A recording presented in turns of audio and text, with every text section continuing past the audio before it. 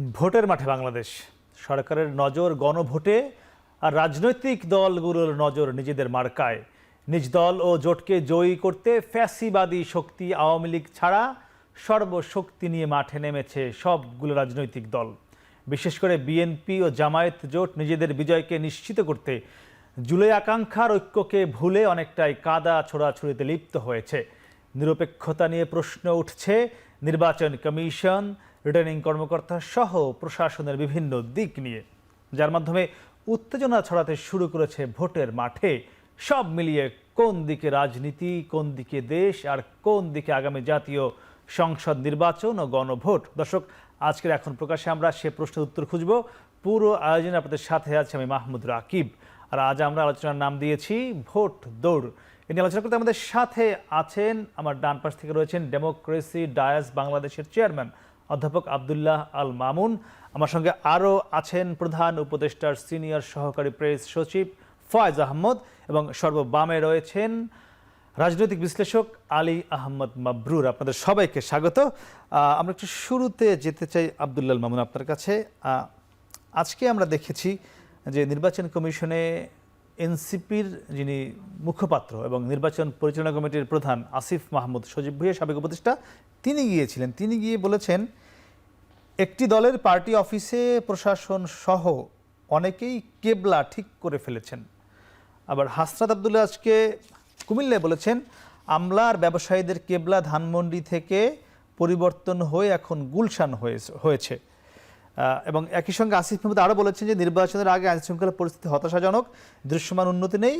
Vote নিয়ে তিনি শঙ্কা প্রকাশ করেছেন। ভোটের বাকি আছে আর মাত্র 1 মাস 5-6 দিন মতো বাকি রয়েছে, এমন মন্তব্য করছেন তিনি। আমার মনে হয় এটা একটা দলীয় অবস্থান থেকে একটা পলিটিক্যাল স্টেটমেন্ট। কারণ আমরা যদি গভর্নমেন্টের নেচারটা দেখি, কয়েকদিন আগেও তাদের প্রতিনিধিত্ব ছিল। সো বেরিয়ে এসে মাত্র কয়েকদিনের ব্যবধানে, যেটা আপনি আপনার ইন্ট্রোডাকশনে বলেছেন যে কাদা ছোড়াছড়ি, এটা বোধহয় এত দ্রুত কাম্য নয়। আর যে অভিযোগগুলোর ভিত্তিতে আমিও নিউজটা ফলো করছিলাম, যে অভিযোগগুলোর ভিত্তিতে স্টেটমেন্টটা এসছে যে রিটার্নিং কর্মকর্তাদের আপনার বাছাই, বা কোনো কোনো ক্ষেত্রে বলা হচ্ছে প্রশাসনের দলীয়করণ, বা কোনো কোনো ক্ষেত্রে যেটা আপনি বলেন যে ব্যবসায়ী নেতাদের গুলশানের কার্যালয়ে গমন, সবগুলো। কিন্তু এইটা স্টেটমেন্টটা বোধহয় একটু ইমেচিউর স্টেটমেন্ট হয়ে গেল, মানে এত দ্রুত এটা করা ঠিক হয়নি 3টি কারণে। প্রথমটি হচ্ছে যে আপনার এখনও 5 থেকে 9 এই প্রার্থিতা যাদের প্রাথমিকভাবে বাতিল হয়েছে তাদের আবেদনের সুযোগ রয়েছে, এবং এটা প্রত্যেকটা নির্বাচনের আগেই দেখবেন যে এটা হয়ে থাকে, এবং অনেকেরই প্রার্থিতা ফেরত পাবে। সো ঢালাওভাবে ধরনের স্টেটমেন্ট করা শুধুমাত্র প্রার্থিতা বাতিল নিয়ে, আমি যেটা বললাম যে একটু প্রিমেচিওর স্টেটমেন্ট। ব্যবসায়ীদের ক্ষেত্রে যেটা সেটা হয়েছে যে এর আগে তো আমরা দেখেছি যে মগবাজারের দিকেও কেবলা হয়েছে। সো সেটাকেও তাহলে আলোচনায় আনতে হবে। এটা নর্মালি যে কোনো ইলেকশনের আগে ব্যবসায়িক নেতারা রাজনৈতিক দলের নেতৃবৃন্দের সঙ্গে দেখা করেন। আমি তো বলবো এটা ধারাবাহিকতা, যে মগবাজারের দিক থেকে কেবলা চেঞ্জ নয়, এটা একটা ধারাবাহিক প্রক্রিয়া হিসেবেই তারেক রহমান সাহেব বাংলাদেশে ফিরেছেন, ওনার সঙ্গে তাদের মত বিনিময় হবে, এবং সম্ভাব্য যে দলটি সরকার গঠন করতে যাচ্ছে তাদের সাথে ব্যবসায়ীদের বিভিন্ন পলিসি প্রোগ্রাম নিয়ে ভোটের ফাইনাল প্রস্তুতির আগে কিন্তু আলোচনাগুলো সারা বিশ্বেই হয়, যে ম্যানিফেস্টোতে তাদের ব্যবসায়িক স্বার্থটা কী হবে থাকবে, বা দেশের যে বর্তমানে মুখ থুবড়ে পড়া অর্থনীতি, সেই অর্থনীতিকে উত্তরণের ক্ষেত্রে ব্যবসায়ীদের কোন কোন প্রপোজালগুলোকে কনসিডারেশনে নেওয়া উচিত, সেগুলো নিশ্চয়ই আলোচনা হবে। এবং আপনি যারা রিটার্নিং কর্মকর্তা, জেলা প্রশাসক বলি বা জেনামাই বলি, তাদের যে নিরপেক্ষতা নিয়ে প্রশ্ন উঠলো বা তাদের অধীন অবস্থান যাচাই বাছাইয়ের ক্ষেত্রে, এটি নিয়ে কি একটা দুটো জায়গায় নিউজ যেভাবে এসছে, আবার ওইসব রিটার্নিং কর্মকর্তার অফিস থেকে যে ধরনের স্টেটমেন্ট দেওয়া হয়েছে, সেটার জন্য আমি বললাম যে এটা কনক্লুসিভ কিছু না, বরং উল্টো করে বলতে পারি যে এই ধরনের স্টেটমেন্ট ধরেন যাদের মনোনয়নপত্র যে কারণেই বাতিল হোক, যেহেতু যে একটা জোটের পক্ষ থেকে আপনি কথাগুলো বলছেন, এটা একটা মনস্তাত্ত্বিক যুদ্ধের মতো, যে এটাকে সামনে নিয়ে এসে যাদের মনোনয়নপত্র প্রাথমিকভাবে বাতিল হয়েছে একটা যেন প্রেশার গ্রুপ হিসেবে কাজ করা, সেটা উল্লেখ্য। কিন্তু একটা জিনিস কিন্তু আবার মাথায় রাখতে হবে, এইটা শেষ করি আমি, সেটা হচ্ছে যে এমনও তো আমরা দেখেছি যে মব সংস্কৃতির ভয় আমরা করছি, কোনো কোনো আসলে প্রার্থীর মনোনয়নপত্র বাতিল হলে অনেকগুলো প্রক্রিয়া আছে, 5 থেকে 9 আপনার আবেদনের সুযোগ আছে, কিন্তু আমরা মব তৈরি করা কিন্তু দেখেছি, উত্তপ্ত বাক্য বিনিময় দেখে, সেটিও কিন্তু কাম্য নয়। সেই জিনিসগুলো এত দ্রুতই একটা কনক্লুশনে পৌঁছে যাওয়া বা এক কক্ষকে দোষ দেওয়া ঠিক বলে আমি মনে করি। যেহেতু সময় আছে, আপিল করার সময় আছে। আসবো আলী আহমদ মাবরুর, আপনার কাছে জানতে চাচ্ছিলাম আব্দুল্লাহ মামুন উনি বলছিলেন যে সম্ভাব্য যে দলটি সরকার গঠন করতে যাচ্ছে তিনি বিএনপির দিকে ইঙ্গিত করে বলেছেন, আপনি তার এই সম্ভাব্য সরকার গঠন করা বিএনপিকে মনে করছেন কিনা? না, প্রথম কথা হলো নির্বাচনের আগে আসলে এই ধরনের কথাবার্তা বলাটা সমীচীন না, কারণ ভোট তো হবে। এখানে আমরা আগে থেকে কাউকে রেফারির ভূমিকা অবতীর্ণ না হয়ে বলে দিই যে কেউ বিজয়ী হবেন। আমি যেটা স্যারের সাথে একটু অ্যাড করতে চাই, দেখেন এখানে দুটো ইস্যু আমার কাছে মনে হয় রিটার্নিং কর্মকর্তা আপনি যে প্রসঙ্গটা তুললেন, একটা হচ্ছে আমাদের তো এখন সামাজিক যোগাযোগ মাধ্যমের একটা বড় ফ্যাক্টর এটা আমাদের জনমত তৈরির ক্ষেত্রে, আরেকটা হচ্ছে দৃশ্যমান যে কোনো সিনারিও দেখে পাবলিকের যে পারসেপশনটা তৈরি হয়। দেখেন বেশ কিছু রিটার্নিং অফিসারের ক্ষেত্রে আমরা দেখেছি যখন কারোটা ওনারা বাতিল করেছেন অথবা কারোটা দিয়েছেন, দেখা যাচ্ছে যে পেছন থেকে তাদের মধ্যে বেশ একটা উচ্ছ্বাস, এগুলো কিন্তু সোশ্যাল মিডিয়ায় ভিডিও দেখা গেছে, ধরেন পুলিশ তালি দিচ্ছে, এগুলো নিয়ে খুবই মানে আলোচনা হয়েছে সোশ্যাল মিডিয়ায় যে পুলিশ কেন তালি দিবে, ওনারটা যদি বৈধ হয়। তো তার মানে হচ্ছে যে এক ধরনের একটা তাদের প্রতি একটা সফট কর্নার আছে, এটা বোঝা যাচ্ছে। এটা হচ্ছে কারো ভিউ।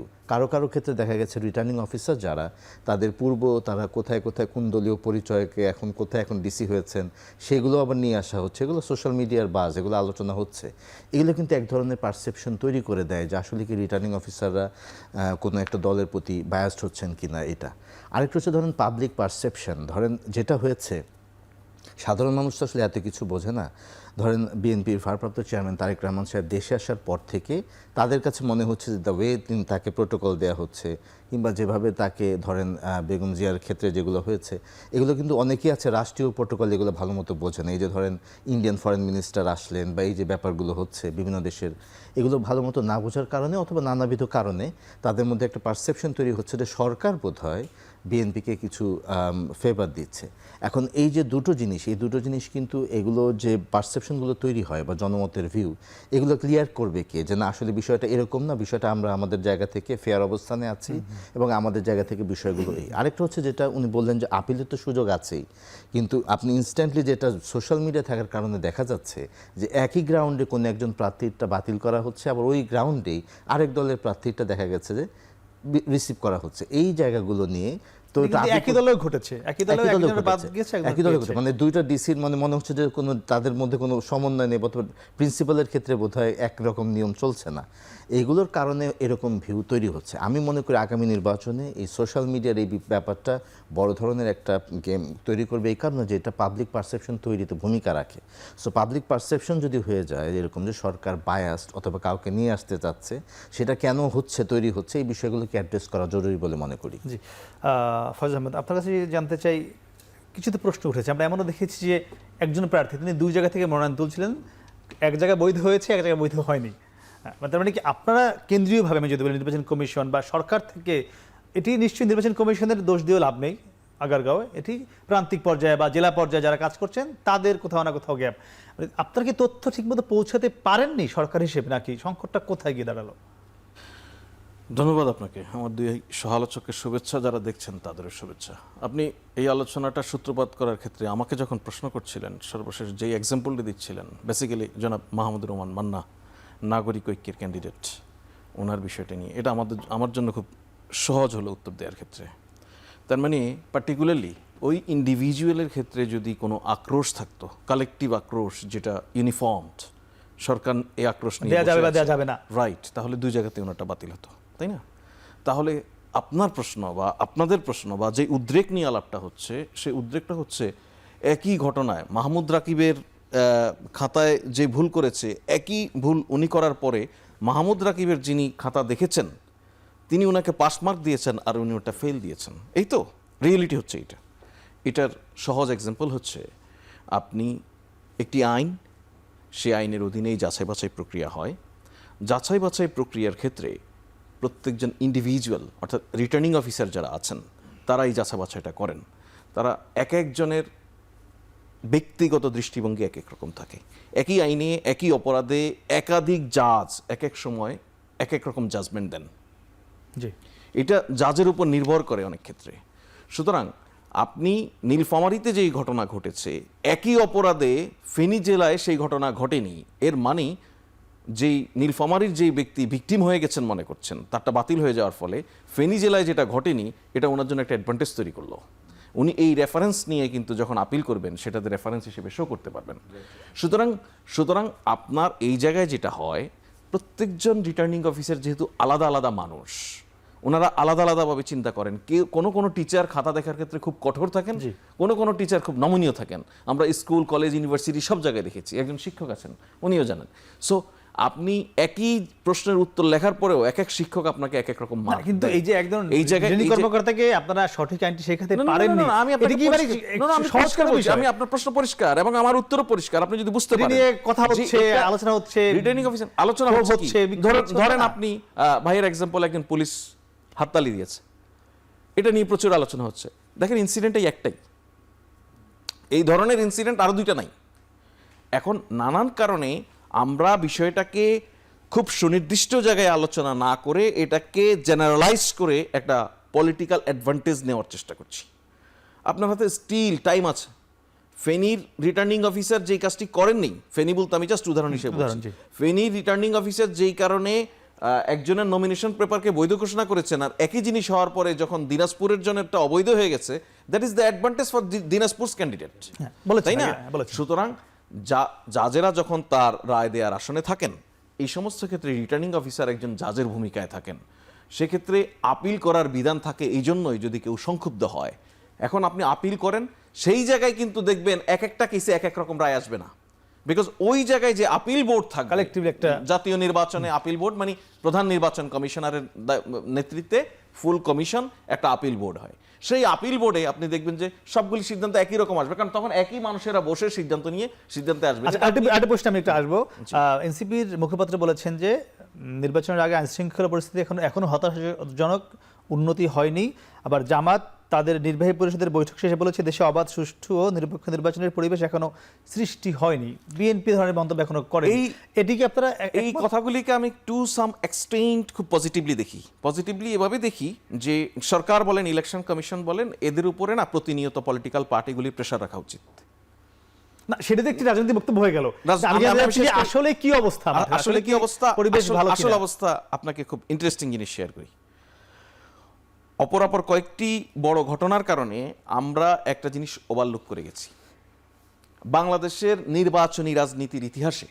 নির্বাচনের ইতিহাসে এখন পর্যন্ত ইউনিয়ন পরিষদ থেকে শুরু করে জাতীয় সংসদ নির্বাচন পর্যন্ত এমন কোনো নির্বাচন অনুষ্ঠিত হয়নি যে নির্বাচনে মনোনয়নপত্র সাবমিশনের সময় মারামারি হয়নি, মনোনয়নপত্র সাবমিশনের সময় একজনের মনোনয়নপত্র আরেকজন কেড়ে নিয়ে যায়নি, মনোনয়ন সাবমিশনের সময় তাকে তুলে নিয়ে যায়নি। প্রত্যেকটি নির্বাচনে, ইউনিয়ন পরিষদ থেকে শুরু করে জাতীয় সংসদ নির্বাচন পর্যন্ত এই ঘটনা অতীতের প্রতিটি নির্বাচনে ঘটেছে। আমিরামি নির্বাচনে ঘটেছে, রাতের ভোটের সময় ঘটেছে, একদম। অর্থাৎ স্টেজড ইলেকশন বলেন, আর ফার্স্ট ইলেকশন বলেন, আর বেস্ট ইলেকশন বলেন, যতগুলি ইলেকশনের অভিজ্ঞতা বাংলাদেশের মানুষের আছে সবগুলিতে ঘটেছে। অনলি 2026 সালের এই নির্বাচনে এটা ঘটেনি। আপনারা আপনাদের টেলিভিশন, বাংলাদেশের গণমাধ্যম, বাংলাদেশের সোশ্যাল মিডিয়া কোথাও একটি ইনসিডেন্টও দেখাতে পারবেন না যেখানে কোনো ক্যান্ডিডেট স্বাধীনভাবে, খুব ঠান্ডাভাবে, নিরিবিলি পরিবেশে, শান্তিপূর্ণ পরিবেশে তার মনোনয়নপত্র সাবমিট করতে পারেনি। That is the good start. So আপনি এখন শঙ্কার কথা অনেক আগে থেকে আমরা নানান রকম বলছি, অনেক কিছু নিয়ে আমরা সংশয় প্রকাশ করছি, কিন্তু বাস্তবতা হচ্ছে প্রথম যে বিগ ইভেন্টস ইলেকশনের, পলিটিক্যাল ইলেকশনের মনোনয়নপত্র সাবমিশন, সেটা তো খুব স্মুথলি, খুব পিসফুলি হয়ে গেছে। আমরা আবার একটু যেতেছি আবার আব্দুল্লাহ আল আপনার কাছে। এই যখন পরিস্থিতি, আমরা সরকারের একজন প্রতিনিধির কথা শুনছিলাম, তার মানে পরিস্থিতি বেশ ভালো, তার কথা মতো ভালোর দিকে এগোচ্ছে। এই ভালোটা কি জাতীয় যে দলগুলো রয়েছে বাংলাদেশের রাজনীতিতে তাদের কাছে গিয়ে পৌঁছাবে কিনা শেষ পর্যন্ত, এবং একটি যে আলাপ রয়েছে মাঠে জাতীয় সরকার শেষ পর্যন্ত সেদিকে যেতে পারে কিনা, আপনি কি মনে করেন? আমি সত্য জানাবো দর্শক, তার আগে ছোট্ট একটি বিরতি, ফিরছি একটু পরে, সঙ্গে থাকুন।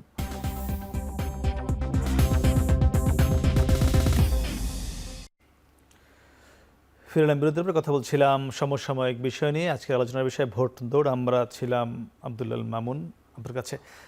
জানতে চাচ্ছিলাম যে যেহেতু মনোনয়ন যাচাই বাছাই বা মনোনয়ন জমাতে কোনো সংকট বা কোনো সংঘাত কিছুই হয়নি, তার মানে ভালো পরিবেশ আমরা বলতেই পারি, যেটি আমাদের এখানকার যিনি সরকারের প্রতিনিধি রয়েছেন তিনি বলছিলেন।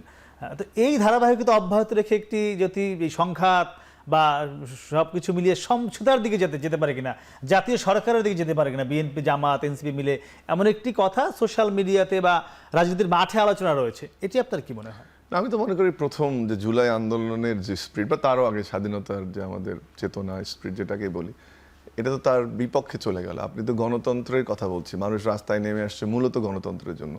মানুষের ভোটাধিকার হরণ করা হয়েছিল সেই ভোটাধিকার উদ্ধারের জন্য, যদিও কোটাভিত্তিক আন্দোলন দিয়ে এটা শুরু হয়েছিল, কিন্তু সাধারণ মানুষের যে অংশগ্রহণ কারো তো আর কোটার জন্য ছিল না, ভোটাধিকারের জন্য, অধিকারের জন্য, মতামত প্রকাশের জন্য। সেখানে আমি এই ধারণাটাকেই একটা অমূলক ধারণা বা কোনো একটা কর্নার থেকে কিন্তু এটা অনেক আগ থেকে প্রমোট করা হচ্ছে। এবং খুব আশ্চর্যজনকভাবে সেদিন যখন জামাতের আমির দেখা করতে গেলেন তারেক রহমান সাহেবের সাথে, উনি এই কথাটা ওখানে প্রস্তাব করেছেন। যদিও ব্যাকগ্রাউন্ডের ইস্যুটা ছিল যে শোক বইতে উনি স্বাক্ষর করতে গেছেন, তারপরে সৌজন্য সাক্ষাৎ করেছেন। সো এটা এমন নয় যে একটা আলোচনা অনুষ্ঠান এবং সেখানে গিয়ে উনি ফর্মালি তারেক রহমান সাহেবকে বলেছেন, এরকম বোধহয় বিষয়টা না। সো গণতান্ত্রিক উত্তরণের জন্য আমরা অপেক্ষা করছি। সেই গণতান্ত্রিক উত্তরণের প্রথম ধাপটি হচ্ছে নির্বাচন। এর আগে এই ধরনের আলোচনা খুবই যে স্প্রিট গণতান্ত্রিক উত্তরণের তারও বিপক্ষে। এবং আরেকটা জিনিস দেখেন যে যখন এই নতুন জোটটি গঠিত হলো জামাতের নেতৃত্বে, ওই দিনে অনেক কথার মধ্যে কিন্তু জামাতের আমির একটা কথা বলেছিলেন যে নির্বাচনের পরিবেশ নেই। আমি ওই দিন কোন টকশোতে মুহূর্তে মনে নেই, কোন টিভিতে ছিলাম, আমি সবচেয়ে গুরুত্বপূর্ণ শব্দ ওটিকে মনে করেছিলাম। যদিও এনসিপির জামাতে যাওয়া নিয়ে আমরা অনেক কথা বলেছি, অবশ্যই এটা গ্রহণযোগ্য নয়, আমি ব্যক্তিগতভাবে এটা সাপোর্ট করি না, কিন্তু ওই দিন থেকে কিন্তু কথাটা এসছে। এবং সেই প্লটটা তৈরি করা হচ্ছে কিনা নমিনেশন পেপার জমা দেওয়া দু একটা ঘটনা নিয়ে, বা একটি পুলিশ হাততালি দিয়ে সে নিজের অঙ্গভঙ্গি দিয়ে যেমন ক্ষমা চেয়েছে মনে হচ্ছে, আবার সারা দেশে এটাকে একটা ইস্যু করা, আর কোথাও তো কোনো ঘটেনি। সো এই যেভাবে ক্রমধারাগুলো এখন চলছে, এটা যদি চলতে থাকে তাহলে কিন্তু মনে হবে যে আপনি গণতান্ত্রিক উত্তরণের পথে বাধা সৃষ্টি করে প্রথমত একটা সফট অ্যাপ্রোচ নিচ্ছেন, এরপরে হয়তো বা হার্ড অ্যাপ্রোচের দিকে যাবেন কিনা আমরা সেটা এখনো জানি না। যে গণতান্ত্রিক উত্তরণের দিকে বাধা সৃষ্টি করে কি বাধ্য করে জাতীয় সরকারের কথা আমরা তাহলে বলবো? একটু থামাই, তারেক রহমানও কিন্তু তার যে কমিটমেন্ট রয়েছে গত 2-3 বছরের বক্তব্যে, আপনি নিশ্চয়ই শুনবেন, সেই বক্তব্যে তিনি এখনো রয়েছেন, পরিবর্তন করেন। উনি একবারও বলেননি যে ভোটের আগে, নির্বাচনের পরে বলেছেন যারা তার আন্দোলনে ছিলেন সবাইকে নিয়ে সরকার গঠন করবে। হতেই পারে, সেটা কি সিমিলার না, দুটো ভিন্ন জিনিস। একটু বলেন এবং তো একটা হচ্ছে অবশ্যই ভিন্ন, একটা হচ্ছে যে গণতান্ত্রিক উত্তরণে তারেক রহমান সেই কমিটমেন্ট করেছেন রয়েছেন বলে হয়তো এই কথাটা উনি বারবারই বলছেন যে নির্বাচনের পরে হবে। কিন্তু জামাতের আমিরের বক্তব্য যদি শুনেন, আপনি যদি ঠিক মতো আসে, এখন তো এআইটিআই নানান রকম ঘটনা ঘটে, যদি ঠিক বক্তব্য শুনে থাকি তাহলে কিন্তু উনি বলেছেন সেটা নির্বাচনের আগে হতে পারে। আগে শব্দটা আছে কোথাও, আগে হয়তো আছে, আমি আমার কানে আমি সেটা শুনেছি, পরে হতে পারে। বাট উনি কিন্তু বলছে যে ডাকলে আমরা সেখানে যোগ দেব পরবর্তী সরকারেও, সেই ব্যাখ্যাটা কিন্তু একটু ভিন্ন। কিন্তু আসবো একটু, মানে এই ব্যাখ্যাটা এরকম জামাতের আমির ছিল নির্বাচনের আগে জাতীয় সরকার উনি যেটা ওই দিন বের হয়ে বললেন সেটা হলো যে আমরা নির্বাচনের পরে আমরা, উনি যেটা বলেছেন ওখানে আগের কথা বলা হয়নি, বলা হয়েছে যে নির্বাচনের পরে আমরা আবার একসাথে বসবো। আমি ওনাদেরকে বলেছি যে আমরা নির্বাচনের পরে যদি আমরা, মানে ওনার ইঙ্গিতটা এরকম ছিল যে ওনারা আবার একসাথে বসতে চান, বাট ফলোইং দ্য ইলেকশন বসে তারা এই বিষয়টা তারা একটা হয়তো দৃষ্টিভঙ্গিতে আসবেন। আমি স্যারকে কি আবার দিবেন? আমি কথা বলেন। স্যার, আমি যেটা মনে করি সেটা হলো, ধরেন বাংলাদেশে তো আসলে দীর্ঘদিন একটা অস্থিতিশীল পরিবেশ থাকার কারণে পাবলিকদের মধ্যে, অনেকের মধ্যে একটা চিন্তা এসছে যে আপনার যদি একটা ইউনিটি যদি একটা করা যায় পলিটিক্যাল ডিভিশনগুলোর জায়গাতে, যদি আমরা, যেহেতু আমাদের অভিজ্ঞতাটা খুব ভালো হয় নাই এবং আমরা যেভাবে আপনার খুব কাস্টমাইজ ডেমোক্রেসি দেখলাম, বা যেভাবে হলো, এবং যেভাবে ধরেন পাতানো বিরোধী দল বা যেভাবে বলেন আপনি গৃহপালিত বিরোধী দল, সব মিলিয়ে যে পরিস্থিতিটা আমরা বাংলাদেশে কত দেখলাম, এর পরিপ্রেক্ষিতে জুলাই অভ্যুত্থান পরবর্তী একটা দৃষ্টিভঙ্গি তৈরি হয়েছে, যেটা হলো যে আপনার যদি একটা পলিটিক্যাল দলগুলোর মধ্যে এত রেষারেষি, এত বিভেদ, এটাকে যদি আমরা একটা সাইডে রেখে আমরা যদি মোটামুটি একটা কনসেনসাস নিয়ে আসতে পারি। এবং এটা কিন্তু এই যে বিএনপির যে প্রথম যে 31 দফার যে কর্মসূচিগুলো ছিল সেখানেও এরকম একটা অ্যাপিল ছিল এবং অনেক বেশি ছাড় দেওয়ার মানসিকতা ছিল, অন্য অন্য দলগুলোকে নিয়ে একসাথে কাজ করার একটা ব্যাপার। অন দ্য আদার হ্যান্ড, জামাতের নেতৃত্বাধীন যে জোট, তারা কিন্তু এখন একসাথে সরকার করবে, একসাথে এরকম কোনো কথা আমি শুনিনি। তারা বলেছেন তারা একটা সমঝোতা করেছেন, সমঝোতা করে তারা এই জোটটা করেছেন। এটা তাদের জোটও বলছেন না, জোট বললে আবার অন্য শরিকরা মানছেন না। সুতরাং এটা একটা সমঝোতা, নির্বাচনী সমঝোতা, এবং এরপরে তারা এইটাকে কোন দিকে নিবেন, আগে যেটা আমরা 4 দলীয় জোটের সময় দেখেছিলাম, একসাথে আন্দোলন, একসাথে নির্বাচন, একসাথে সরকার গঠন, এরকম কিন্তু কোনো বক্তব্য আমরা এখনো পাইনি। সুতরাং তারা আবার এইটাকে কি সিস্টেমে এটা চালাবেন, অথবা নির্বাচনের পরে বিএনপির সাথে তাদের কোনো ধরনের মিথস্ক্রিয়া হবে কিনা বা কমিউনিকেশন হবে কিনা এটা সময় বলে দিবে যে জাতীয় নির্বাচনের এটা আসলে খুব কঠিন। আপনার দেখছি আমরা যে সিট বন্টনীয় তো আসলে কয়েকটা দল একসাথে এক জায়গায় আসতে পারছে না। সুতরাং আমরা যদি এখন বলেও ফেলে কেউ যে নির্বাচনের পরে জাতীয় সরকার হবে, শেষ পর্যন্ত আসলে আদৌ এটা পসিবল হয় আরেকটি কথা কিনা? স্যার বলছিলেন যে এনসিপি জামাতের সঙ্গে জোট করে সেটা তিনি মেনে নিতে পারছেন না। আমি কেন মেনে নিতে পারছি সেটা জেনে আসি একটু, এরপর আপনার উত্তর জানবো।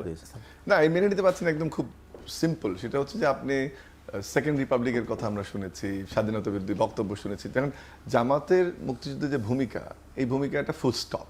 অথবা জামাত মুক্তিযুদ্ধের ভূমিকা ছিল মানবতার বিপক্ষে, স্বাধীনতার বিপক্ষে, বাংলাদেশের বিপক্ষে। বাংলাদেশের রাজনীতি করতে চাইলে সেই জায়গাটাকে জামাতকে ক্লিয়ার করতে হবে, এটা ফুল স্টপ। এটা নিয়ে কোনো ডিবেটের কিছু নাই। এরকম একটি দলের সঙ্গে একটা নতুন যাদের সম্ভাবনা তৈরি হলো এবং যাত্রা 24 আন্দোলনের সামনে ছিল যারা। বাংলাদেশে একটা কিন্তু নিড ছিল, এখনো আছে, যে তৃতীয় ধারার একটা রাজনীতি আওয়ামী লীগের অ্যাবসেন্সে আছে। আছে। সেই ধারাটার বাইরে গিয়ে তখন যারা স্ট্র্যাটেজিক জোট বলুক বা আমরা নির্বাচনী জোট বলে যাই বলুক, এটাকে এই জন্য আমি বলছি যে সম্ভাবনা যেমন অপমৃত্যু, একই সাথে আদর্শিক জায়গা থেকে জামাত এনসিপি জোট হতে পারে, এটা আমি জুলাই আন্দোলনে অংশগ্রহণকারী একজন শিক্ষক হিসেবে এটা কোনোভাবেই আমি কল্পনাতে আমার একদমই আসে থামে। না। আপনি জুলাই আন্দোলনে অংশগ্রহণ করেছিলাম যদি জানি, আপনি কি মানতে পারছেন? প্রথম কথা হলো যে আমার ধারণা বিষয়টা যখন জুলাইতে যেই জুলাই যোদ্ধারা আন্দোলন করেছিল তাদের একটা বড় অংশ তো এনসিপি, যেটা আমরা পরবর্তীতে একটা পার্টি হলো। পার্টি হওয়ার পরে তো আসলে হিসেবগুলো অন্যরকম হয় এবং নির্বাচন আসলে এই সমীকরণগুলো আরও চেঞ্জ হয়। আমি যেটা দেখেছি একজন অবজারভার হিসেবে, সেটা হলো এনসিপি কিন্তু সবার কাছেই অ্যাপ্রোচ করেছে, এমন না যে তারা বিএনপির কাছে অ্যাপ্রোচ করেনি। সম্ভবত তাদের যে রিকোয়ারমেন্টসগুলো ছিল, বিশেষ করে ধরেন জুলাই যে সনদ এবং এর পরবর্তীতে গণভোটের ক্ষেত্রে বিএনপির যে অবস্থান, সেটা তো এনসিপির সাথে তাদের এই জায়গাতে একটা দ্বিমত হয়েছে, যেটা ধরেন জামাতের সাথে ওইভাবে হয়নি। 2 নম্বর হচ্ছে যে ধরেন সিট, তাদের যেগুলো তাদের পটেনশিয়াল ব্যক্তিত্ব যারা বা সিনিয়র যারা নেতৃত্ব, তাদেরকে সিট ছেড়ে দেওয়ার যে জায়গা, আমার ধারণা এটাও বিএনপি থেকে তারা হয়তো জামাতের কাছে বেশি পেয়েছে। এই জায়গাগুলো হয়তো তাদেরকে, আমি বরঞ্চ এইভাবে বলেছি, এটা আমি একটা জায়গায় লিখেছিও, যে আসলে বিএনপি বোধহয় এনসিপিকে জামাতের দিকে ঠেলে দিল কিনা। কারণ বিএনপির পক্ষে রাখাটা ইজি ছিল, যদি বিএনপি আরও বেশি ফ্লেক্সিবল হতো তাহলে এই যে আলোচনাগুলো এনসিপি নিয়ে যে হচ্ছে যে তার, এটা আমি মনে করি যে এনসিপির জন্য বিষয়টা অন্যরকম হতো। কিন্তু সেই জায়গাটা হয়নি, কারণ হচ্ছে এনসিপি একটা পলিটিক্যাল পার্টি হিসেবে যখন আত্মপ্রকাশ করলো, স্বাভাবিকভাবে তাদের এক ধরনের পলিসি ছিল এবং নির্বাচনের আগে সেটা আরেক ধরনের। সম্ভবত গতকাল নাসরুদ্দিন পাটোয়ারি বলছিল টিএসসিতে যে আমরা ফ্যাসিবাদের সঙ্গে জোট করিনি, আজাদির সঙ্গে জোট করেছি, এমন একটি কমেন্ট। ঠিক আছে, এটা তাদের আমি একটু যাব, আমাদের এখানে অনেকটা রেফারির ভূমিকা রয়েছে Faiz Ahmad. Referee is you. এই যে অবস্থা আমরা দেখছি, আমরা যদি দুটি ধারাও বলি, আমরা যদি বিএনপি জোট জামাত জোট হিসেবে এখানে আপনার দুই পাশে দুজন অতিথিকে বলি, এটি জাতীয় রাজনীতিতে থাকবে, সামনে আরও বাড়বে। আমরা ডক্টর ইউনূসকে দেখেছি বারবার যখনই উনি কোনো জাতীয় সংকটে পড়েন এদেরকেই ডাকেন, বিএনপি, জামাত, এনসিপি, অন্যান্য সকল দল। তো নির্বাচনের আগেও কি উনি এই উদ্যোগটি নেবেন কিনা, আমরা যেটা আলোচনা করছিলাম একসঙ্গে করা, একসাথে করা, আপনার কি মনে হয়?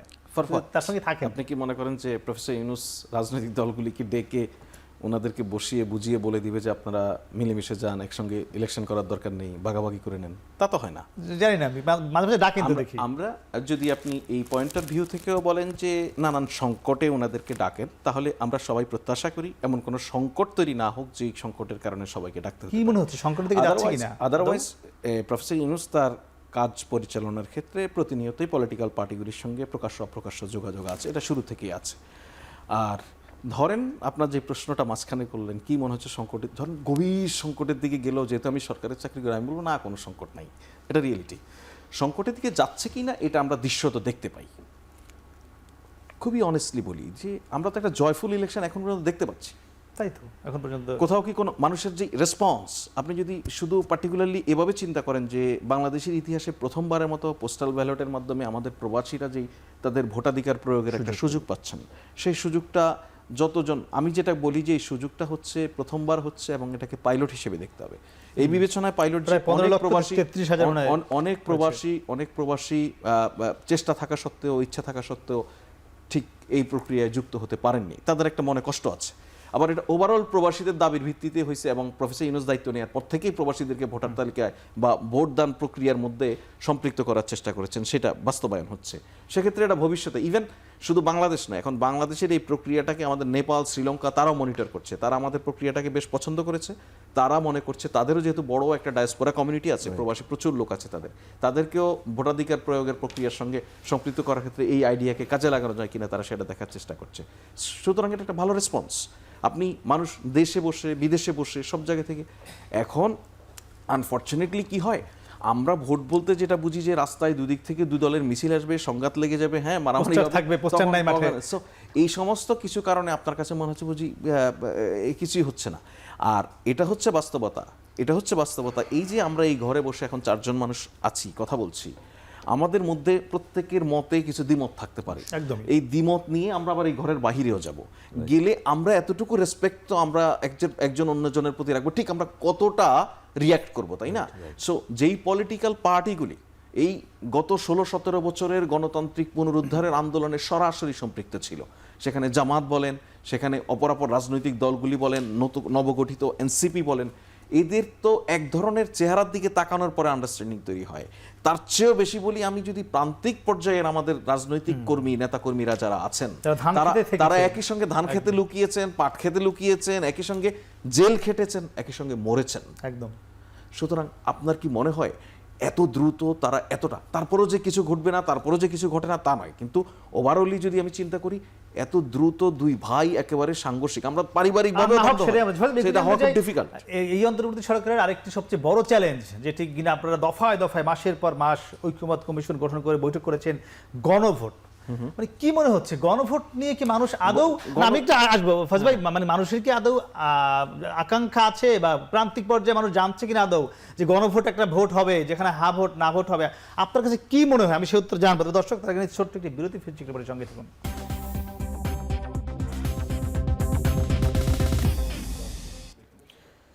ফিরলাম এখন প্রকাশ্যে, দেখছেন ভোট দৌড় নিয়ে আলোচনা করছিলাম আমরা ছিলাম আব্দুল্লাহ আল মামুন স্যার, আপনার কাছে যাবো, তার আগে আমি একটু ফয়েজ ভাইয়ের কাছে আবার যেতে, যে আমরা গণভোট নিয়ে কথা বলছিলাম আপনার সঙ্গে বিরতির আগে। তো গণভোট নিয়ে মানুষের আশা আকাঙ্ক্ষাকে আদৌ দেখছেন, বা ইউনূস সরকার যতটুকু গণভোটে গুরুত্ব দিয়েছে, এইটা কি প্রান্তিক পর্যায়ে আছে, পৌঁছেছে? না, প্রান্তিক পর্যায়ে এখনো পুরোপুরি পৌঁছায়নি, এবং পুরোপুরি পৌঁছানোর সময়ও শেষ হয়ে যায়নি। আপনি যদি খেয়াল করেন যে ইতিমধ্যে একটা ভোটের গাড়ি, 10টি গাড়ি বিভিন্ন জেলায় যাচ্ছে, উপজেলায় যাচ্ছে, সারা দেশে কত শতাংশ মানুষের কাছে পৌঁছাতে পারবে এই গাড়ি, আপনার কি মনে হয়? সেখানে আমি বলছি, সেখানে আরও 20টি গাড়ি নতুন করে যুক্ত হচ্ছে। টেলিভিশন চ্যানেলগুলি প্রতিনিয়ত গণভোট নিয়ে নানান প্রচারণা করছে, কাগজের জন্য বিভিন্ন জিনিস তৈরি হচ্ছে, নানান প্রচারণা। ইভেন আমাদের তথ্য মন্ত্রণালয়ে তাদের মেকানিজম, সারা দেশে যেই জেলা তথ্য অফিসাররা আছেন, ওনারা এলাকায় যাচ্ছেন, উঠান বৈঠকের মতো কাজ করছেন। সবচেয়ে ইতিবাচক দিক, কয়েকটি পলিটিক্যাল পার্টির নেতারা নিজেরা গণভোটের পক্ষে কথা বলছেন, এটা ইতিবাচক দিক। আর যদি আপনি বলেন যে কয়েকটি কেন, সবাই তো বলবার কথা, কারণ সবাই তো জুলাই বিপ্লবের মাঠে ছিল। এটা না, আমি একটু ডিফারেন্ট ওয়েতে দেখি। দেখেন, গণভোটের তো একটা ব্যালট আছে, সেই ব্যালটটা রঙিন ব্যালট, এটা বাংলাদেশের মানুষ এখন জানে। বাংলাদেশের মানুষ জানে যে আগামী নির্বাচনে 2টা ব্যালট পাবেন। আপনি যদি প্রান্তিক পর্যায়ের মানুষকে মনে করেন যে সে কিছুই জানে না, এটা ঠিক না। আর ব্যালটের যে প্রসঙ্গে আমি এই কথাটা বললাম, ব্যালটের 2টো অপশন আছে কিন্তু, হ্যাঁ এবং না। তার মানে কি, আপনি তো কাউকে না বলার অধিকারটুকু দিয়েছেন।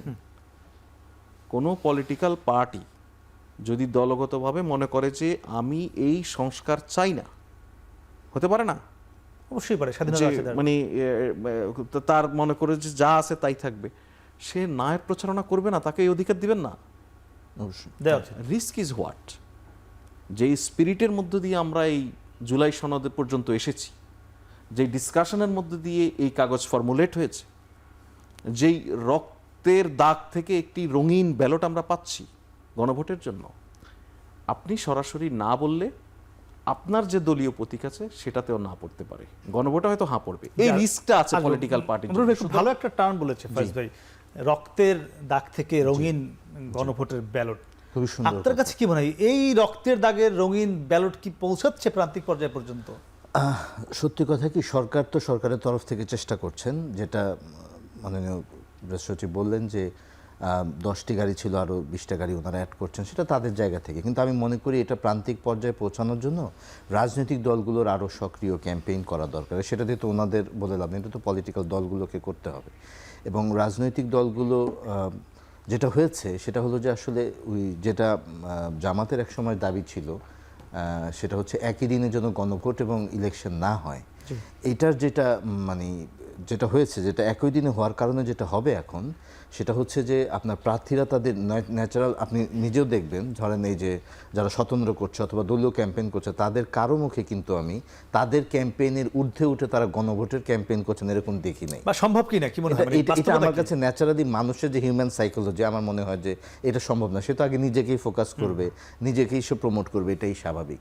সো এই জায়গাতে একটা গ্যাপ হবে যে আপনি গণভোটের প্রচারণাটা, যদিও তারা বিভিন্ন বক্তব্য বিবৃতিতে বলছেন গণভোটের কথা বা গণভোটের মানুষকে তারা সচেতন করার চেষ্টা করছেন, তবে আমি বলবো যে এখনও তাদের দিক থেকে আরও অনেক বেশি সক্রিয়তার প্রয়োজন। এটা প্রত্যাশা অনুযায়ী হয়নি এখনো যে পর্যন্ত। মনে একই প্রশ্ন থাকবে গণভোট নিয়ে, মানে যদি গণভোটে না হয়ে যায়, যেহেতু স্বাধীনতা আছে মানুষের দেয়ার, তাহলে কি এই জুলাই বিপ্লব, এই গণঅভ্যুত্থান, 5 আগস্ট, মানে সবকিছুই কি না হয়ে যাবে কিনা, মানে জাস্ট আমি একটা 30 সেকেন্ডস আমি একটু যোগ করে দিই। যেমন আজকে একটা গুরুত্বপূর্ণ বৈঠক হয়েছে এটা নিয়ে, গণভোট বিষয়ে। বাংলাদেশের সারা দেশের মসজিদের ইমাম, মন্দিরের পুরোহিত থেকে উপাসনালয়গুলি যারা দায়িত্বে আছেন, তারা এই ধর্মীয় নেতারা প্রচারণায় যারা রয়েছেন। এঙ্গেজ হচ্ছেন। সুতরাং আমার মনে হয় না যে প্রান্তিক পর্যায়ে পর্যন্ত আমরা এটা পৌঁছাতে পারবো না। এটা ভালো উদ্যোগ। জি, আমি 30 সেকেন্ড একটু এনসিপির প্রসঙ্গটা বলি। সেটা হচ্ছে যে বিএনপি ঠেলে দিল, জামাত কোলে নিল, আমি ওই জায়গাটাতেই নাই তো। আমি তো চেয়েছি যে সে একটা তার আদর্শের রাজনীতি করবে। এখন যদি আমি ক্ষমতায় থাকার স্বাদ যেটা গ্রহণ করেছিলাম, সেটাকে আমি সংসদে গিয়ে ওই স্বাদটাকে কন্টিনিউ করতে চাই এবং তার বিনিময়ে যে সম্ভাবনা তৈরি হয়েছিল, তার অপমৃত্যু ঘটে, সেই জায়গাটাতে আমার বক্তব্যটা, সেটা তো গ্রহণযোগ্য নয়। জুলাইয়ের পরে আপনি পাবলিকের এমন হতে পারে না সংসদে গিয়ে সে কথা বলতেছে না, কিন্তু তার আপনি তো স্বাধীনতার কে বিক্রি করে দিয়ে, জুলাইকে বিক্রি করে দিয়ে আপনি তো এটা করতে পারেন না। সেটা সেই জায়গাটা হচ্ছে বক্তব্যটা, এবং আপনি যে জিতবেন সেই নিশ্চয়তাটা তো নাই এই জোট করার ক্ষেত্রে। সেজন্যই একটা নতুন ধারার রাজনীতির উত্থান হতে পারতো, আদর্শিক জায়গা থেকে অন্যের থেকে ভিন্ন হতে পারতো, সেই জায়গাটার প্রত্যাশাটা ছিল। গণভোটে আসি, গণভোটে যে অ্যাপ্রোচটা, প্রথম কথা হচ্ছে যে পদ্ধতিতে গণভোট হচ্ছে, একই দিনে গণভোট, এটা একটা এই ডিবেট আর ফিরবো না, এটাই এই মুহূর্তে আমরা যে গণতান্ত্রিক উত্তরণের দিকে যাচ্ছি, এটাই সর্বোত্তম পন্থা ছিল, সবাই মেনে নিয়েছে। রাজনৈতিক দলগুলোর জন্য ডিফিকাল্ট, এটা ঠিক, যে তারা প্রচারণা, প্রার্থীরা মোর ফোকাস থাকবে যে তাদের মার্কার প্রতি, তাদের ভোটার টানার প্রতি, সেদিকে মূল ফোকাসটা থাকবে। কিন্তু আমি যেটা মনে করি, আমি একটু ইয়ের সাথে একমত যে ফয়েজ ভাইয়ের সাথে, যে এটা একটা পর্যায়ে গিয়ে, আমি জানি যেটা সাধারণ মানুষ জানে, একটা পর্যায়ে গিয়ে এই প্রচারণাটা হবে, এবং কোনো দল এই সংস্কারের বিপক্ষে ছিল এরকম কিন্তু মনে হয় না। এবং যেটা করার চেষ্টা করা হচ্ছিল দুটো দল থেকে, পার্টিকুলার এনসিপি এবং ইয়ের থেকে, যে বিএনপি সংস্কার করবে কিনা, একটা ভিকটিম বানানো। কিন্তু বিএনপি তো বহু বছর আগে 31 দফার মাধ্যমে সেই সংস্কার প্রস্তাব দিয়েছে, এবং কতটুকু হবে সেটা ভিন্ন প্রশ্ন। কিন্তু আমার যে আশার জায়গাটা, সেটা হচ্ছে সংস্কার যে হবে, ইভেন দ্বিকক্ষ বিশিষ্ট পার্লামেন্ট, প্রাইম মিনিস্টারের ক্ষমতা, বড় যে বিষয়গুলো, তত্ত্বাবধায়ক সরকার, এটা তো বড় সলিউশন। কিন্তু এভরি নিটিগিটি সব হবে আপনি গণভোটের মাধ্যমে, তো সংসদকে কম্পালশনে আনছেন। গণভোট পাসটা হলে কি পার্লামেন্ট না, ওইটাতে যাচ্ছি যে ধরে নিলাম যে জামাত ক্ষমতায় গেল, তাহলে কিন্তু তারা অথবা এই অনুযায়ী করবে, তাদের পার্টির এই অনুযায়ী করবে, এটা আমি বিশ্বাস করি না। পার্টির একটা রিফ্লেকশন থাকবে। একইভাবে বিএনপি বলেছে যে কোনটা, খুব ক্লিয়ারলি বলেছে কোনটা তারা করবে, কোনটা করবে না, এবং তারা তো বলেছে যে আমাদের যে সংস্কার প্রস্তাব, সেটা আমরা আমাদের ম্যানিফেস্টোতে আনবো, চ্যালেঞ্জটা বিএনপি নিতে চায়। কিন্তু যেটা আমার বটম লাইন, সেটা হচ্ছে যে সংস্কার কিন্তু হবে। আমরা যেন অতি সংস্কারে অতি উৎসাহিত হয়ে এখনই না বলে ফেলি কোন দল করবে, কোন দল করবে না, যে সম্ভাবনা তৈরি হয়েছে, যেটা এই যে রক্তের দাগের কথা দিয়ে আপনি শুরু করলেন, সেই জায়গাটাতে আমি মনে করি যে বিএনপি একটা স্টেপ এগিয়ে ছিল আগে, সেটা আরও পরিগণিত, পরিশীলিত হয়েছে এই জুলাই সনদ স্বাক্ষরের মাধ্যমে। এবং আমি কোনোভাবেই দেখি না যে বিএনপি এটার বিপক্ষে ক্যাম্পেইন করবে। একই সাথে যে স্টেটমেন্টটা তাদের কাছ থেকে এসে সংস্কারের, তার সাথে যে জুলাই সনদের কনসিডারেশনটা আসে, আমি কোনোভাবেই দেখি না যে সংস্কার বাংলাদেশে, এটা কেউ মেনে নেবে না, এটা বিএনপির রাজনীতির জন্য ভালো হবে না। সো সংস্কার যে হবে, এটা আমি নিশ্চিত। কত দূর পর্যন্ত হবে সেটা হয়তো আমরা দেখবো যে সামনে কীভাবে এগোয়, কিন্তু সংস্কার হবে, এবং মেজর সংস্কারগুলো যদি হয়, সেটাও কিন্তু আমাদের গণতন্ত্রের জন্য, রাষ্ট্র কাঠামো সংস্কারের জন্য একটা বড় অ্যাচিভমেন্ট হবে। জি, আমরা একটু যেটা যে ফয়েজ ভাই আপনার কাছে আবারও, আমরা যেটা শুরু করেছিলাম, নির্বাচনের বাকি আছে আর 1 মাস 7-8 দিনের মতো সময় বাকি রয়েছে। স্বরাষ্ট্রমন্ত্রী বলেছেন, স্বরাষ্ট্র উপদেষ্টা তিনি বলেছেন যে একটি ভালো নির্বাচনের জন্য তারা পুরোপুরি প্রস্তুত রয়েছে। সব মিলে আপনার কাছে কি মনে হয়, এই যে আইন শৃঙ্খলা বাহিনী 5 আগস্টের পরে যেভাবে, বিশেষ করে পুলিশের যে আত্মবিশ্বাস কমে যাওয়া, সেখান থেকে ফিরে এসে বর্তমান যে অবস্থা, যদি আমরা বলি আগামী নির্বাচন কতটা আসলে সংখ্যা মুক্ত হবে বা কতটা প্রস্তুত এই আইন শৃঙ্খলা বাহিনী, আপনি একটু উত্তর দেবেন। তবে দর্শক, তারা কিন্তু আমরা ছোট্ট একটি বিরতি, ফিরছি একটু পরে, সঙ্গে থাকুন।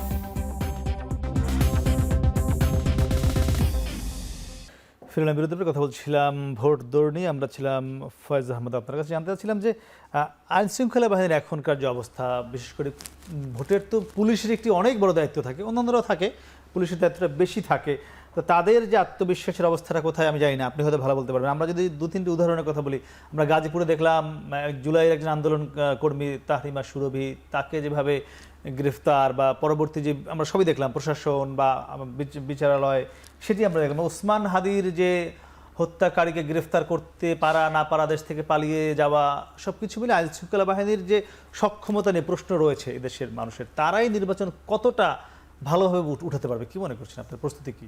হ্যাঁ, আমি আপনার সঙ্গে একমত। আমাদের আইন শৃঙ্খলা বাহিনীর সক্ষমতা নিয়ে একটা প্রশ্ন আছে এখন পর্যন্ত, এবং সেই প্রশ্নের মধ্য দিয়েই আমাদেরকে নির্বাচন পর্যন্ত যেতে হবে। আমি বিশ্বাস করি না যে আগামী কয়েক সপ্তাহের মধ্যে আইন শৃঙ্খলা বাহিনীর এমন কোনো কার্যক্রম আমরা দেখব যার ফলে তার উপর থেকে সকল প্রশ্ন উঠে যাবে। এবং আমি একই সঙ্গে এটাও কোনো বাস্তবতা নাই যেটা বলবো যে আইন শৃঙ্খলা বাহিনী পুরোটা তো আপনি পাল্টে ফেলতে পারেননি। সো একরকম জোড়াতালি দিয়ে 5 আগস্টের পরে যেটা শুরু হয়েছে, সেটার পরে যেটা চেষ্টা করা হচ্ছে বারবার, যে তাদের আত্মবিশ্বাস ফেরানো, তাদেরকে তাদের আইনের মধ্যে থেকে কাজ করার জন্য তাদের কিভাবে কার্যক্রম করবে সেগুলিতে একটু ট্রেন্ড আপ করা, তাদের যে ড্রিলিং প্রসেস সেগুলিতে একটা পরিবর্তন আনার। এখন এগুলি হচ্ছে আমার ওভারঅল আইন শৃঙ্খলা পরিস্থিতি নিয়ে এক ধরনের অবজারভেশন।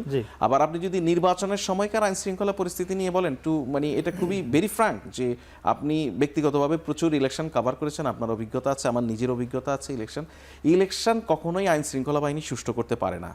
ইলেকশন ত্রুটিমুক্ত হবে কি হবে না, এটা যদি আইন শৃঙ্খলা বাহিনীর সক্ষমতার প্রশ্নের উপরে নির্ভর করতো, তাহলে আমরা 2018 সালে, 2024 সালে এবং 2014 সালে দুর্দান্ত ভালো ইলেকশন পেতে পারতাম। বিকজ বাংলাদেশের ইতিহাসে কখনোই এর চেয়ে বেশি সক্ষম আইন শৃঙ্খলা বাহিনী ছিল না। তো আইন শৃঙ্খলা বাহিনীর সক্ষমতা কখনো কখনো ত্রুটিপূর্ণ নির্বাচনের জন্য দায়ী, সেটা আমরা এই নির্বাচনগুলির মধ্যে দেখেছি। কিন্তু বাস্তবতা হচ্ছে নির্বাচন কেন্দ্রে, ফর এক্সাম্পল, আমি আপনাকে শুরুতে যে আলাপটা করছিলাম যে মনোনয়নপত্র সাবমিশনের সময় পলিটিক্যাল পার্টিগুলি চাইলে একে অপরকে বাধা দিতে পারতো না। তো আমি বিশ্বাস করি যে পলিটিশিয়ানরা মনোনয়নপত্র সাবমিশনের সময় বাধা দেয়নি, ঠিক একইভাবে ভোটাররা তার ভোট প্রয়োগের সময়ও বাধা দিবেন না। এবং ওভারঅল মূল কথা হচ্ছে একটি ত্রুটিপূর্ণ নির্বাচনের মধ্য দিয়ে যদি কেউ রাষ্ট্র ক্ষমতায় আসে, তার পরিণতি কি হতে পারে সেটার জন্য শেখ হাসিনা নামক একটি এক্সাম্পল আমাদের সামনে আছে। এখন স্বাভাবিক যে সমস্ত ক্রাইম, জেনারেল ক্রাইম বলে একটা টার্ম আছে, জেনারেল ক্রাইম এবং ইলেকটোরাল ক্রাইম, ইলেকটোরাল ভায়োলেন্স, দুটো কিন্তু দুই জিনিস। ইলেকটোরাল ভায়োলেন্স কখনোই আপনি ভোট কেন্দ্রের হিসাব যদি দেখেন, ট্রেডিশনালি যেটা হয় যে কয়েকজন আনসার, কয়েকজন পুলিশ, সশস্ত্র নিরস্ত্র, এরা কিন্তু কোনোভাবে ভায়োলেন্স ঠেকাতে সক্ষম নয়। ভায়োলেন্স ঠেকায় যখন একটি ব্যালেন্স ইলেকশন হয়, ক্যান্ডিডেটের সাম্য থাকে, লেভেল প্লেইং ফিল্ড থাকে, তখন কি হয় যে ভোটারদের যেমন একটা প্রেজেন্স থাকে, it will be work as vigilance also. অপরদিকে আপনি যখন প্রতিদ্বন্দ্বী প্রার্থীদের নিজ নিজ এজেন্ট থাকে, লোক থাকে, তারা কিন্তু একে অপরের প্রতি এই অসম্মানটা দেখায় না যে হামলে পড়ার। সো সব প্রার্থীকে ভোটারদের প্রতি যদি পুরো চূড়ান্ত সম্মান প্রদর্শন করার সুযোগ তৈরি হয়, তাহলে আইন শৃঙ্খলা বাহিনী কাজ না করলেও সংঘাত হবে না, আর কাজ না করলে না। এখানে একটা বিষয় হচ্ছে আইন শৃঙ্খলা বাহিনীর যে পার্টিকুলার কাজ, সেই কাজটাই ওনারা করবেন। এবং পলিটিক্যাল, আপনার কি ধারণা বোধ করেন কি 43,000 কেন্দ্রের মধ্যে সব জায়গায় মারামারি হবে? হয়তো না, একদমই না। এখন ব্যাপার হচ্ছে আপনি এটাকে দিয়ে এই ভালনারেবিলিটিটা আরো তৈরি করার কোনো মানে নেই। বরঞ্চ আমরা আশা করতে পারি যে আমাদের যে আইন শৃঙ্খলা বাহিনী, আমাদের যে সক্ষমতা, ইভেন আপনি যদি ব্রিটেন থেকেও কিছু বাহিনী নিয়ে আসেন, তাহলে আপনি সুষ্ঠু ইলেকশন করতে পারবেন না আনটিল আনলেস প্রতিদ্বন্দ্বী প্রার্থীরা একে অপরের প্রতি রেসপেক্টফুল। একদম আপনার সাথে একদম। ফিরোজ একটু যে কথাই বলছিল যে ত্রুটিপূর্ণ নির্বাচন হলে কি হয় তার পরিণতি, শেখ হাসিনার ছবি রয়েছে। একই সঙ্গে আমি যদি আরেকটু উদাহরণ দেই, সাবেক প্রধান নির্বাচন কমিশনার উত্তরাকে তাকে গ্রেফতার করবার সময় যে আমরা দেখেছিলাম তার ছবিটি গলায় একটি মালা সহ, সেটিও আমাদের সামনে ছবি রয়েছে। এরপরও বর্তমান প্রশাসন কতটা সেটি ছবিগুলো দেখে কাজ করছে, কি মনে হয়? একদম ছোট্ট করে শেষ করবেন। আচ্ছা, প্রথম কথা হচ্ছে যে আসলে তো একটা মেসেজ সব জায়গাতে চলে গেছে যে বাংলাদেশ এখন যেই জায়গায় এসছে, যে দেশের যে সার্বিক পরিস্থিতি, নির্বাচন ছাড়া তো আসলে আমাদের কোনো ওয়ে আউট নাই। সো এটা যদি আমরা মেনে নিই সবাই অন প্রিন্সিপাল, তাহলে কিন্তু সবারই রোলের মধ্যে একটা বস্তুনিষ্ঠ রোল আসার কথা। নাম্বার 2, আপনি যেটা বলেছেন যে পুলিশ বলেন বা নির্বাচন কমিশনার বলেন বা বিভিন্ন পর্যায়ের সরকারি কর্মকর্তা যারা খুব নগ্নভাবে ফ্যাসিবাদকে সমর্থন করেছিলেন, তাদের করুণ পরিণতি তো তারা দেখেছেন, তাদের সাবেক সহকর্মীরা তো এগুলো ফেস করেছেন। সুতরাং এটা তাদেরকে এক ধরনের মোটিভেশন দিবে বলে আমি আশা করি। তবে যেটা একটা বিষয় সেটা হচ্ছে যে যে কোনো মানে যে হত্যাকাণ্ডগুলো হয়েছে ইনক্লুডিং শরীফ ওসমান হাদির কথা আপনি বললেন, জি। অথবা জুলাই যোদ্ধাদের যে কিছু কিছু ক্ষেত্রে হেনস্থা করার যে বিষয়গুলো বলেছেন, এগুলো কিন্তু মানুষের মধ্যে এক ধরনের পারসেপশন তৈরি করে যে আইন শৃঙ্খলা বাহিনী আসলে কতটুকু ক্যাপাবল এবং তারা আসলে শেষ পর্যন্ত নির্বাচনটাকে সুষ্ঠু করতে পারবে কিনা। তবে যেটা উনি বলেছেন আমি তার সাথে মৌলিকভাবে একমত যে আসলে যদি যারা নীতি নির্ধারক তাদের দিক থেকে যদি একটা মেসেজ যায় যে তারা ইন্টারফারেন্স করবে না এবং তারা নির্বাচনটাকে পক্ষপাতদুষ্ট করবে না, তাহলে কিন্তু এটার মেসেজ সব জায়গায় যাওয়ার কথা। একদম, আপনাকে ধন্যবাদ। আমরা যেটা সর্বশেষ আব্দুল্লাহ মামুন স্যার আপনার কাছে জানতে চাচ্ছিলাম যে আমরা যে বিষয় নিয়ে কথা বলছিলাম যে প্রশাসন কতটা আসলে আগের যে পরিণতি তা থেকে শিক্ষা নিয়ে আগামী নির্বাচন তারা উঠিয়ে আনবে, আপনার কাছে কি মনে হয় শেষ না, পর্যন্ত? আমি ওই আশঙ্কাটা করছি না, কারণ এখন যে দলগুলো আছে তারা এক ধরনের ইকুয়াল ফুটিং এখন পর্যন্ত আছে এবং সরকারকে আমরা সেই আচরণটা সরকারের দিক থেকে দেখছি একদম, আমি এটা মানে দৃশ্যমান পুরোপুরি। বরং অন্য একটা জায়গা বলি, কতটুকু সময় আছে আমি জানি না। জি, 1 মিনিট দেখেন, মানে যেটা হচ্ছে যে 14, 15, 16 তিনটা ধারাতে নির্বাচন কমিশন আমাদের আইন শৃঙ্খলা বাহিনী কি করবে না করবে এটা ডিফাইন করেছে। এখানে আমি একটু সৃজনশীলতার জায়গাটাকে আনতে চাই যে আফ্রিকার দেশগুলোতে যেমন ফয়জবের সাথে টকশোতে আমি বললামও কিনা সেদিন, যে আফ্রিকার দেশগুলোতে যেমন খুব আইন শৃঙ্খলা পরিস্থিতির অবনতি হয়।